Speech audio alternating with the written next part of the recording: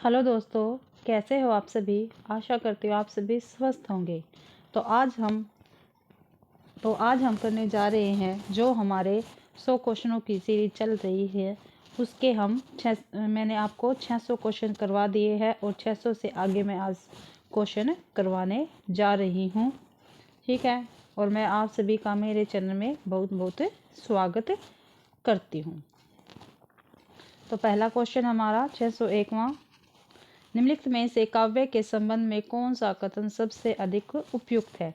भाई काव्य के संबंध में बताना भी कौन सा कथन जो है सबसे अधिक उपयुक्त है। तो काव्य रमणीय अर्थ का प्रतिपादन करता है, बिल्कुल करता है। काव्य रस संपन्न होता है, बिल्कुल होता है। काव्य दोष रहित और कला पूर्ण होता है, बिल्कुल होता है भाई। काव्य उपयुक्त तीनों गुणों से युक्त होता है। यही हमारा क्वेश्चन का ठीक आंसर है। अगला है 602वां, हिंदी के किस काव्य मीमांसक ने काव्य में रस दशा को हृदय की मुक्तावस्था कहा है। तो किसने कहा भाई, आचार्य महावीर प्रसाद द्विवेदी ने, आचार्य रामचंद्र शुक्ल ने, या आचार्य केशवदास ने, या आचार्य चिंतामणि ने। तो किसने कहा भाई, आचार्य रामचंद्र शुक्ल ने ही रस दशा को हृदय की मुक्तावस्था कहा है। अगला क्वेश्चन है भाई हमारा, नीचे काव्य की आत्मा की मानता से संबंध रखने वाले सिद्धांतों के नाम, सिद्धांत के प्रवर्तक का नाम एवं उनके द्वारा रचित ग्रंथ का नाम दिया है। गलत सिद्धांत पर चिन्ह लगाना है। तो रस सिद्धांत किसका भाई, भरत मुनि का। ठीक है, और इनके जो ग्रंथ है उनका नाम है नाट्य शास्त्र। अलंकार संप्रदाय विश्वनाथ का नहीं है भाई, विश्वनाथ का साहित्य दर्पण है। अलंकार संप्रदाय भामा का है और काव्य अलंकार इनका ग्रंथ है। तो यही क्या है हमारा गलत है। देख लेते हैं। और रीति संप्रदाय वामन का है और उनका ग्रंथ है काव्य अलंकार सूत्र। रीति संप्रदाय आनंद वर्धन का है और ध्वन्या लोक इनका है भाई। ठीक है, अगला है 601वां है हमारा भाई, मम्मट के मतानुसार निम्नलिखित में से कौन सा कथन उपयुक्त है, उस पर चिन्ह लगाइए। यदि अलंकार प्रयोग काव्य को उत्कृष्टता प्रदान करता है तो उसकी स्थिति वांछनीय है। यही क्या हमारा ठीक है। अगला है भाई, काव्य को अलंकारहीन मानना ऐसा ही है जैसे आग को उष्णत्वहीन कहना। प्रस्तुत कथन किस आचार्य के द्वारा कहा गया है। तो किसके द्वारा कहा गया भाई, जयदेव के द्वारा।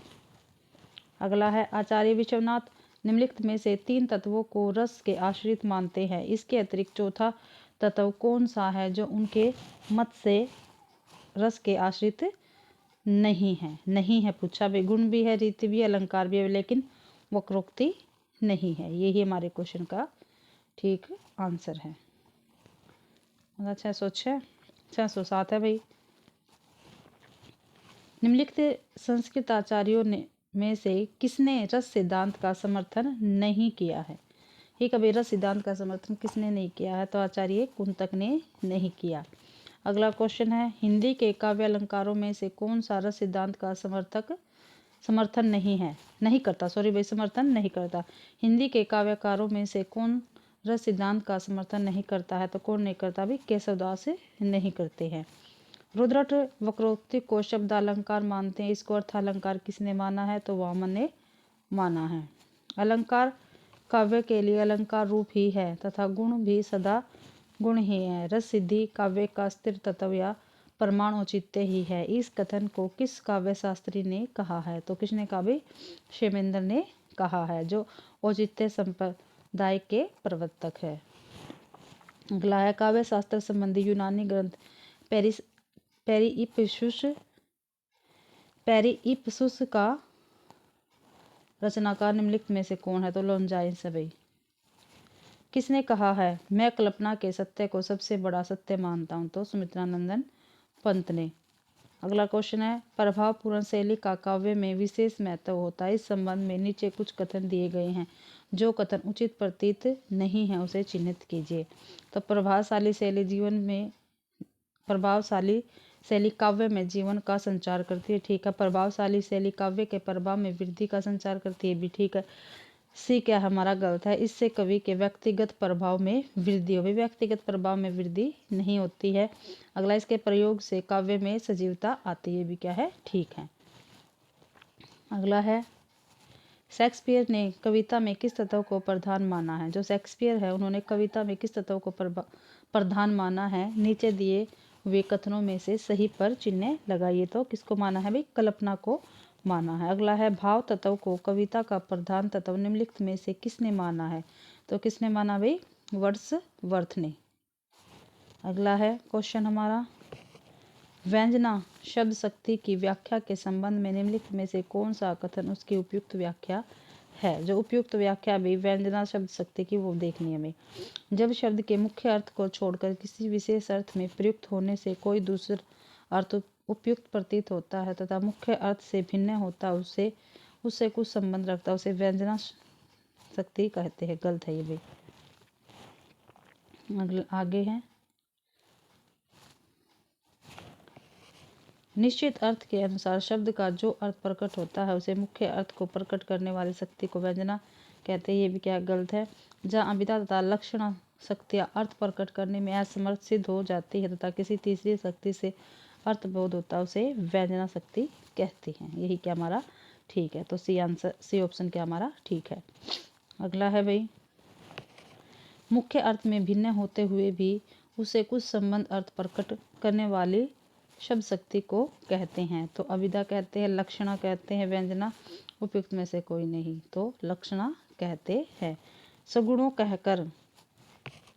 कहकर किस आचार्य ने काव्य में गुणों के महत्व को स्वीकार किया है? तो मम्मट ने। दोष प्रकरण के अंतर्गत विद्वानों ने शब्द दोष कितने प्रकार के माने हैं? तो कितने प्रकार के माने भाई? 3 प्रकार के माने हैं। विद्वानों ने काव्य रचना के हेतु के लिए रचनाकार की 3 विशेषताएं मानी हैं। नीचे दी गई विशेषताओं में से कौन सी है उस पर चिन्ह लगाइए। तो शक्ति है भाई। आगे है, संस्कृत का वह कौन आचार्य है जिसके मत से काव्य रचना से कवि को उसका अध्ययन करने से पाठक वर्ग को धर्म अर्थ काम तथा मोक्ष प्राप्त होता है। दोबारा पढ़ते हैं भाई, संस्कृत का वह कौन आचार्य है जिसके मत से काव्य रचना से कवि को और उसका अध्ययन करने से पाठक को धर्म अर्थ काम तथा मोक्ष प्राप्त होता है? तो आचार्य भामा है। अगला है, सवाता है सुखाए कहकर किसने उसे काव्य का प्रयोजन स्वीकार किया है? तो तुलसीदास ने किया भाई। ठीक है। अगला है, राजशेखर के अनुसार काव्य प्रयोजन निम्नलिखित में से क्या है? जो राजशेखर है उसके अनुसार काव्य प्रयोजन क्या है? तो अक्षय कीर्ति प्राप्त करना तथा आनंद की प्रतीति, यही क्या है? राजशेखर के अनुसार काव्य प्रयोजन है।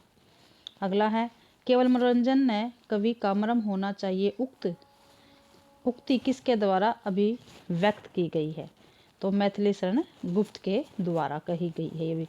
और ये पंक्ति काफ़ी बार पेपरों में आ चुकी है। ये है भाई IMP यानी वेरी ठीक है इम्पोर्टेंट है भाई। अगला है 625वां क्वेश्चन हमारा, काव्य से संबंधित जो कथन सत्य से अधिक निकट प्रतीत हो उस पर चिन्ह लगाए। क्या भाई? काव्य से संबंधित जो कथन सत्य से अधिक निकट प्रतीत हो उस पर चिन्ह लगाना है। तो काव्य आंतरिक सौंदर्य की उद्भावना करता है, बिल्कुल करता है। काव्य परहित के लिए होता है, ठीक है। काव्य से रचनाकार के हृदय को आनंद प्राप्त होता है, ठीक है। यानी उपयुक्त सभी क्या है हमारे ठीक ऑप्शन है। अगला है, कला के लिए इस सिद्धांत का प्रतिपादन कौन करता है? ठीक है भाई, जो कला के लिए है इस सिद्धांत का प्रतिपादक कौन करता है? भाई? क्रोचे करता है। कौन करता है? क्रोचे करता है। किस यूनानी दार्शनिक ने अनुकरण सिद्धांत का प्रतिपादन किया है? तो किसने किया भाई? प्लेटो ने किया है। किसने दिया अनुकरण का सिद्धांत? प्लेटो ने दिया भाई। ठीक है। आगे है, मन आत्मा के शुद्धिकरण को अरस्तु ने क्या नाम दिया है? ठीक है, जो मन आत्मा है उसके शुद्धिकरण को अरस्तु ने विरेचन नाम दिया है। क्या नाम दिया भाई? विरेचन नाम दिया है।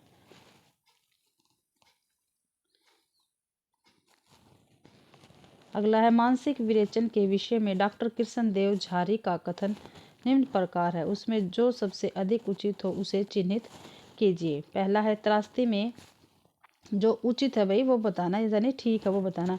त्रासदी में करुणा आदि मनोभाव के वेग से प्रेषक के मन की ग्रंथियां खुल जाती है। ठीक है, मन की घुटन बाहर निकल जाते तथा अवचेतन में जगने वाले भावों का निष्कासन होता है। ठीक है, ये भी इससे मानसिक संतुलन बनता है और स्वास्थ्य सिद्धि होती है भी। ठीक है, यानी उपयुक्त क्या है, तीनों की प्राप्ति होती है मानसिक विरेचन से। आगे है भाई क्वेश्चन हमारा 630वां।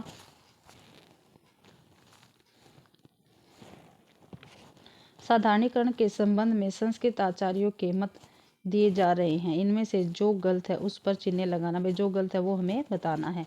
भरत मुनि विशिष्ट से सामान्य की ओर जाने की प्रवृत्ति को काव्य शास्त्र में साधारणीकरण कहते हैं। ये क्या हमारा गलत है। भट्टनायक भावकतव व्यापार से विभादी तथा स्थायी भाव का साधारणीकरण होता है। मम्मट ममतव और परतव के संबंध में मुक्त होने की प्रक्रिया को साधारणीकरण कहते हैं। विश्वनाथ साधारणीकरण अस्थायी भाव का होता है। यही क्या हमारा ठीक है। क्या कहते हैं विश्वनाथ, साधारणीकरण स्थायी भाव का होता है। अगला है भाई 31वां है भाई हमारा। हिंदी आलोचकों द्वारा साधारणीकरण के संबंध में विचार नीचे दिए जा रहे हैं। इनमें से जो अशुद्ध हो उसे चिन्हित कीजिए। भाई जो गलत है वो हमें बताना है। तो श्याम सुंदर दास के अनुसार पाठक के मन में जो वस्तु विशेष आती है वह जैसे आश्रय के भाव का आलम्बन होती है वैसे ही सहृदय पाठक के भाव का आलम्बन होती है। यही क्या हमारा गलत है और बाकी के हमारे ठीक है भाई।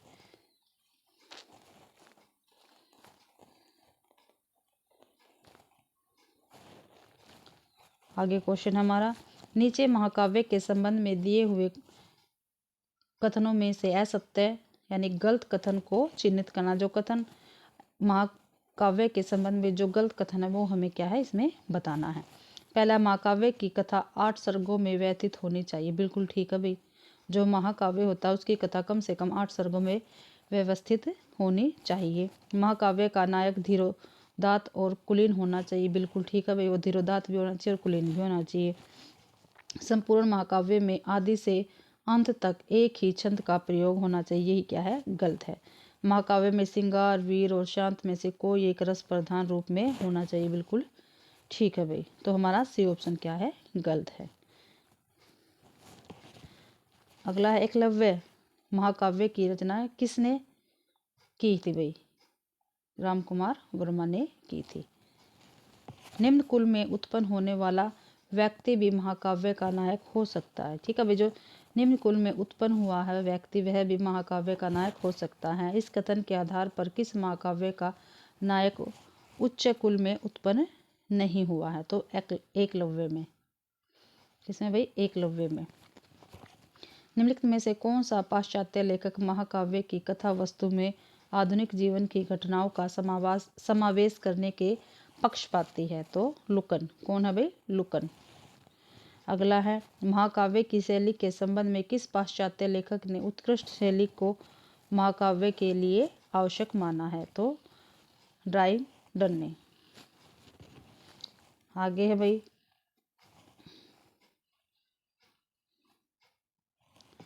खंड काव्य की विशेषता में से कौन सी विशेषता अनुपयुक्त है? उस पर चिन्ह लगाना। जो अनुपयुक्त क्या होती है भाई? गलत है, उचित नहीं है। खंड काव्य के कथानक में तारतम्य तथा पूर्व पर प्रसंग का क्रम बना रहता है। ठीक है। इसका क्षेत्र महाकाव्य की भांति विस्तृत नहीं होता। ठीक है। खंड काव्य के विषय में पूछ रखा है, उसमें जीवन के विविध रूपों के लिए कोई स्थान नहीं दिया जाता। इसका कथानक सुखांत होता है। यही क्या है? गलत है। सुखांत नहीं होता भाई इसका कथानक। अगला है, निम्नलिखित महाकाव्य में से कौन सा महाकाव्य मलिक मोहम्मद जायसी द्वारा लिखा गया? तो पद्मावत। ठीक है भाई। पृथ्वीराज रासो महाकाव्य की रचना किस महाकवि द्वारा की गई है? तो चंद्र बरदाई द्वारा की गई है पृथ्वीराज रासो। निम्नलिखित काव्यों में से कौन सा महाकाव्य नहीं है? तो नहुस नहीं है भाई महाकाव्य। कौन सा नहीं है? नहुस महाकाव्य नहीं है। आगे है भाई हमारा 641वां क्वेश्चन। पंचवटी खंड काव्य की रचना किस कवि द्वारा की गई है। जो पंचवटी खंड काव्य है वो किसके द्वारा लिखा गया है? मैथिली शरण गुप्त द्वारा। नरोत्तम दास द्वारा किस खंड काव्य की रचना की गई है? तो किस खंड काव्य की रचना की गई है भाई? सुदामा चरित्र की गई है। प्राचीन काल में कथानक से मुक्त किसी भाव विशेष को आधार मानकर की गई रचना को क्या कहा जाता? तो मुक्तक कहा जाता है। अगला है भाई, मुक्तक के विषय में निम्नलिखित में से कौन सा कथन उपयुक्त नहीं है? नहीं पूछा भाई, नहीं, जो गलत है वो बताना। यदि भाव एक पद्य में निरूपित हो जाता है तो उसे मुक्तक कहते हैं। ठीक है। मुक्तक रचना पद में परस्पर पूर्व पर संबंध नहीं होता। ठीक है भाई। मुक्तक काव्य में कथा प्रसंग की अपेक्षा नहीं होती। ठीक है। इसका नायक उच्च वंश का होता है। यही क्या है? गलत है। जरूरी नहीं भाई उच्च वंश का हो, निम्न वंश का भी नायक हो सकता है। अगला है, निम्नलिखित में से किस प्रकार के काव्य के लिए अंग्रेजी लिरिक शब्द का प्रयोग किया जाता है? तो गीति काव्य के लिए अंग्रेजी लिरिक का प्रयोग किया जाता है। निम्नलिखित में से किस कवि को मुक्तकार नहीं कहा जाता? तो कबीरदास नहीं, सॉरी, मलिक मोहम्मद जायसी को मुक्तकार नहीं माना जाता है भाई। ठीक है। अगला क्वेश्चन है, गीति काव्य के संबंध में किस कथन को सही नहीं माना जाता? जो सही नहीं है वो बताना गीति काव्य के विषय में। इसमें संगीतात्मकता का प्राधान्य होता है। ठीक है। इसमें सूत्रबद्ध कथानक अनिवार्य रूप से होता है। ये क्या है? गलत है। आगे देखते हैं, गीति काव्य में आत्माभिव्यक्ति मुख्य रूप से विद्यमान होती है। ठीक है। ये गीति काव्य में मन के भाव का स्फुरण सहज तथा प्रत्यक्ष शैली में होता है। ये क्या है? ठीक है। अगला है हमारा क्वेश्चन, साधारणतः गीत व्यक्तिगत सीमा में तीव्र सुखात्मक अनुभूति का वह शब्द रूप है जो अपनी ध्वन्यात्मकता में गय हो। गीति काव्य के विषय में उपयुक्त कथन किसने कहा है? तो महादेवी वर्मा ने कहा है। अगला है क्वेश्चन हमारा, निराला द्वारा रचित कविता खंडहर के प्रति निम्नलिखित में से किस प्रकार की कविता है? खंडहर के प्रति जो है भाई निराला जी ने लिखी कविता है और ये संबोधन गीत है। कैसा भाई? संबोधन गीत है। निम्नलिखित में से किस कविता को शोक गीत के अंतर्गत माना जाता है? तो सरोज स्मृति। और ये किसकी है भाई? निराला जी की है।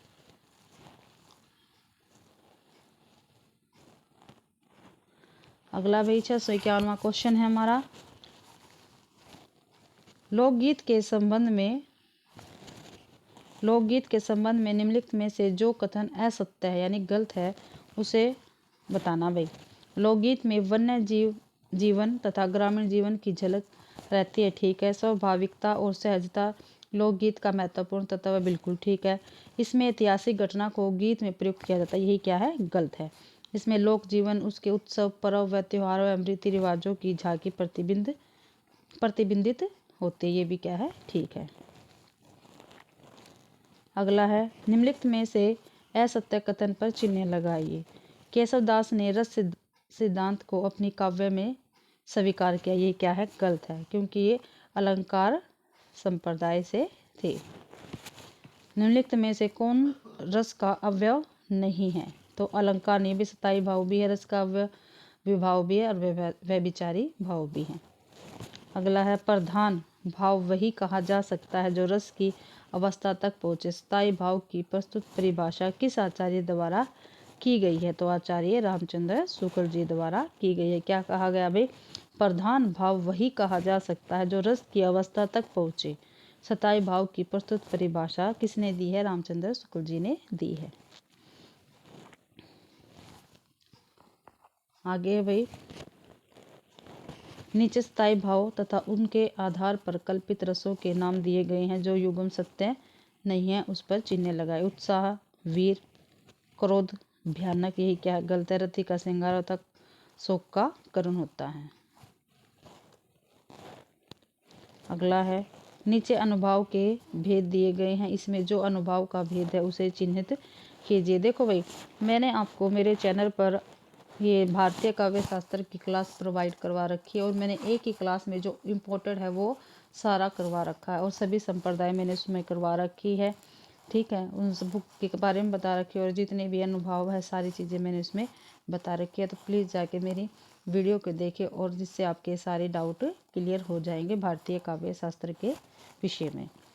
ठीक है, क्वेश्चन क्या है हमारा देखते हैं। नीचे अनुभाव के भेद दिए गए हैं, इसमें जो अनुभाव का भेद है उसे चिन्हित कीजिए। तो कायिक अनुभाव नहीं है भाई, आहार्य नहीं है, उद्दीपन है। ठीक है, यही क्या है, अनुभाव का भेद है। निम्नलिखित में से किसे संचारी भाव कहते हैं, तो व्यभिचारी भाव को संचारी भाव कहते हैं। संचारी भाव की संख्या कितनी मानी गई है, 33 मानी गई है। निम्नलिखित में से विभस्त रस का सताई भाव क्या है, क्या है भाई, जो विभस्त रस है उसका स्थायी भाव क्या है, जुगुप्सा।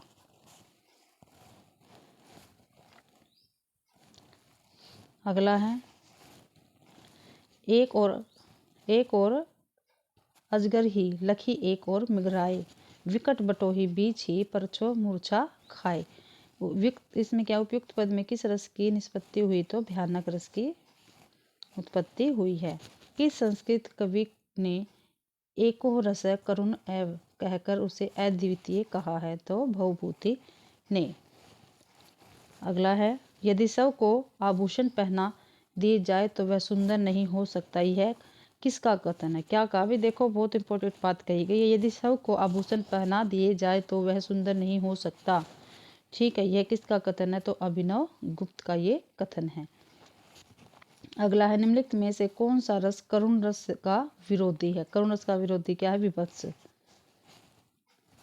ध्वनि को काव्य की आत्मा मानकर ध्वनि संप्रदाय का प्रतिपादन किसने किया, तो किसने किया भाई, आनंद वर्धन ने किया है। आगे है, जहाँ शब्द प्रत्यक्ष अर्थ को त्याग कर किसी और ही अर्थ की प्रतीति कराए जो उसके प्रत्यक्ष अर्थ की अपेक्षा अधिक चमत्कार पूर्ण हो, काव्य शास्त्र के अनुसार यह लक्षण किसका है, तो ध्वनि का है भाई। यह लक्षण किसका भाई, ध्वनि का है। किस शब्द शक्ति की प्रतीति सबसे पहले हुआ करती है, तो अभिधा की। ठीक है, अगला है, जहाँ अचेतन मानव के समान वर्ण किया जाता है उस अलंकार को क्या कहते हैं, मानवीकरण अलंकार कहते हैं। क्या कहते हैं, मानवीकरण अलंकार कहते हैं। जहाँ अचेतन मानव के समान वर्ण किया जाता है, प्रकृति चीजों का मानव के अनुसार उसका वर्ण किया जाता है, तो वह मानवीकरण अलंकार कहा जाता है। अगला है, सिंह की गर्जना या सांप की फुकार किस रस का उद्दीपन विभाव है, तो भयानक का है भाई ये। ठीक है, शेर की गर्जना और सांप की फुहार किसका, भयानक का। चारु चंद्र की चंचल किरणें में कौन सा अलंकार है, तो कौन सा भाई, वृत्यानुप्रास अलंकार है। जहाँ एक शब्द का भिन्न भिन्न अर्थ में प्रयोग हो वहाँ कौन सा अलंकार होता है। ठीक है, एक शब्द है लेकिन उसके अर्थ क्या है, अलग अलग है, वहाँ क्या होता है, यमक होता है। ठीक है भाई।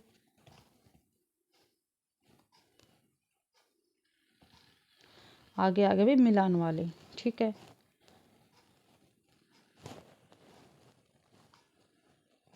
रचनाकार दे रखे और इनकी रचना दे रखी है। ठीक है, इसमें क्या पूछ रखा, जो संगत है भाई वो बताना है। तो वामन काव्य प्रकाश नहीं है, आनंदवर्धन नाट्यशास्त्र नहीं है, वामन का है काव्य अलंकार सूत्रवृत्तीय। ठीक है, अभिनव गुप्त का है ये। ठीक है, लोचन। ये तो ए और बी क्या है, ठीक है भाई इसके। आगे फिर है, इसमें असंगत बताने, जो गलत है वो बताना। क्या बताना भाई, गलत बताना है। ठीक है,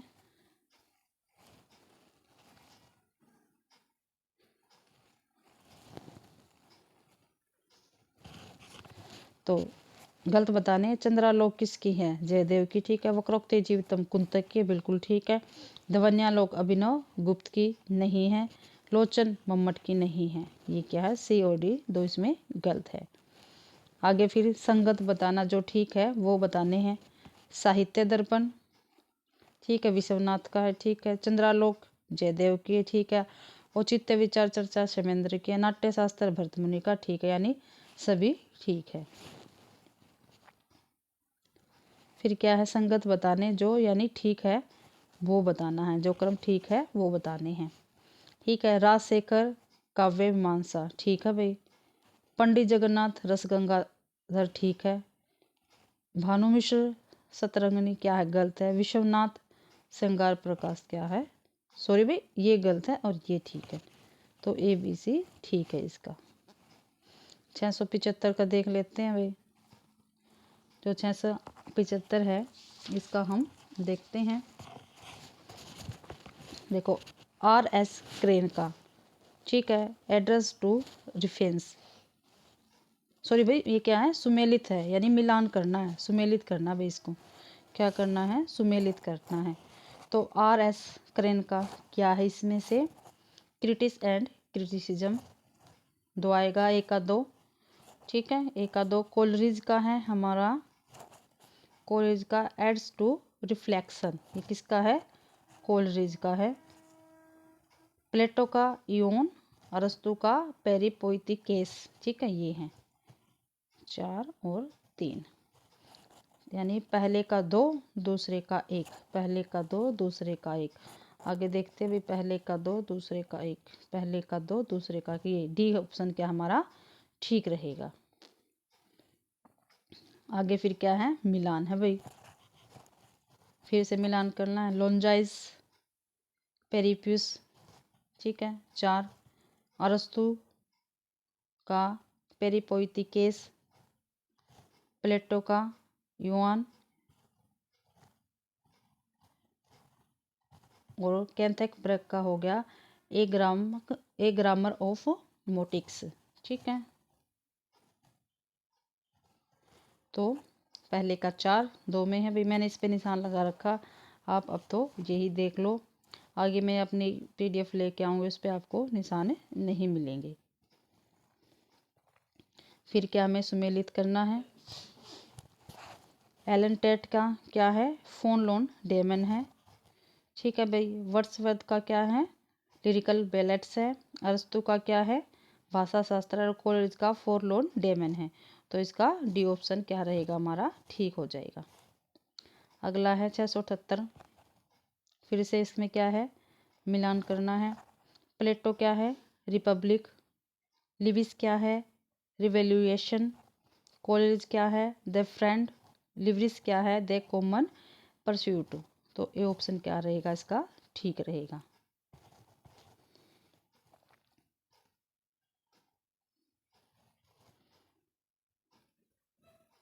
ये भी फिर सुमेलित करने हैं भाई।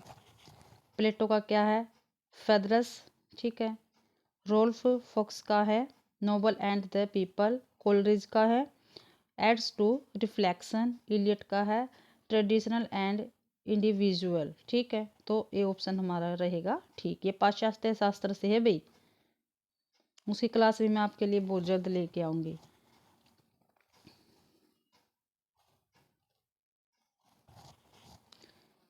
असेस्टिक किसका है भाई, क्रोचे का, किसका है, क्रोचे का। कोलरेज आइन मेजियान किसका है, रिचर्ड का है। एसेज एंड सेस्ट एंड मॉडर्न ये किसका है, इलियट का है। द स्क्रिप्ट वुड ये किसका है भाई, इलियट का है। फिर से मिलान है भाई। रिचर्ड का कौन सा, प्रिंसिपल ऑफ लिटरेरी क्रिटिसिज्म, ठीक है, ये किसका है, रिचर्ड का। ये काफ़ी बार पेपर में भाई पूछा जा चुका है। पोप का कौन सा है, एस्से ऑन क्रिटिसिज्म, क्या है, पोप का है। एलन टेट का क्या है, on the limits of poetry. Blackmur कैमर का है लैंग्वेज एज जेस्चर। तो डी ऑप्शन इसका क्या रहेगा, ठीक रहेगा। अगला है, फिर से सुमेलित करना हमें, ठीक है। केनेथ बर्फ का है ए ग्रामर ऑफ मोटिक्स, 2, पहले का 2। एम्पस का है एक 7 types of ambiguity. Role fox का है हमारा द वर्ड्स बॉडी, यही आएगा 3 का, सी का 3। जॉन क्रो का है नोवेल एंड द पीपल, ये इसका यही आएगा, ठीक है। तो आगे देखते हैं भाई, तो इसका बी ऑप्शन क्या है, ठीक है।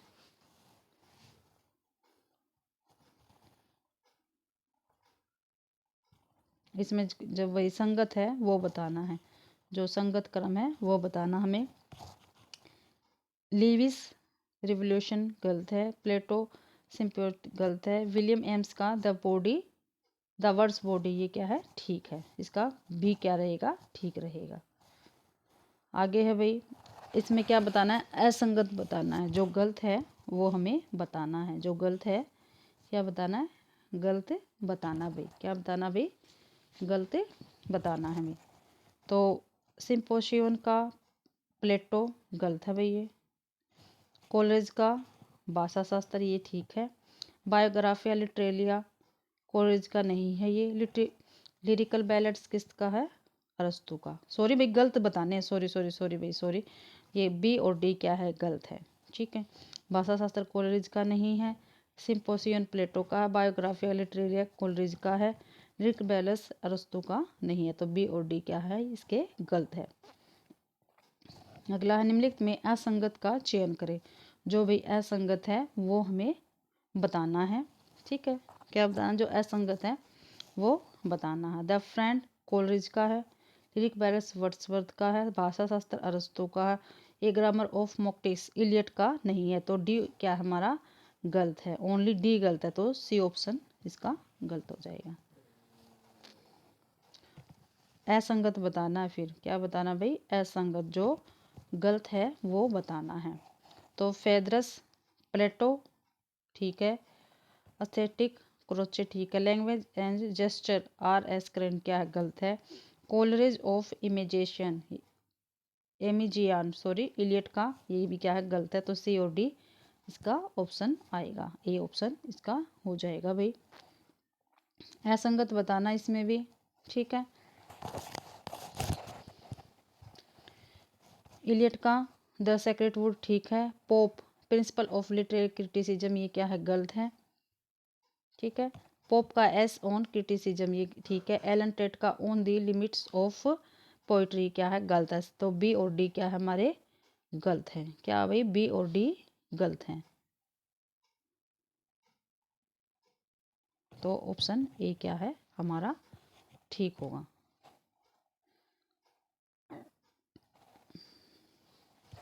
अगला क्वेश्चन है हमारा भाई, इसमें फिर असंगत क्रम बताना है, ठीक है, जो असंगत है वो बताना है। Eliot tradition and individual talent ठीक है। Ralph Fox novel and the people ठीक है।